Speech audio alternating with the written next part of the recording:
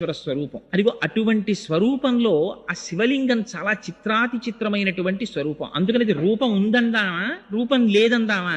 రూపము లేదనడానికి అక్కడ లింగ స్వరూపం, రూపం ఉన్నదనడానికి దానికి కాళ్ళు చేతులు లేవు. అందుకని దాన్ని అరూపరూపి అన్నారు. రూపము లేదనడానికి లేదు, రూపం ఉన్నదనడానికి లేదు. మరి ఏమిటది అంటే అరూపరూపి. అందుకని అదేమిటి లింగము అంటే ఏమిటి గుర్తు?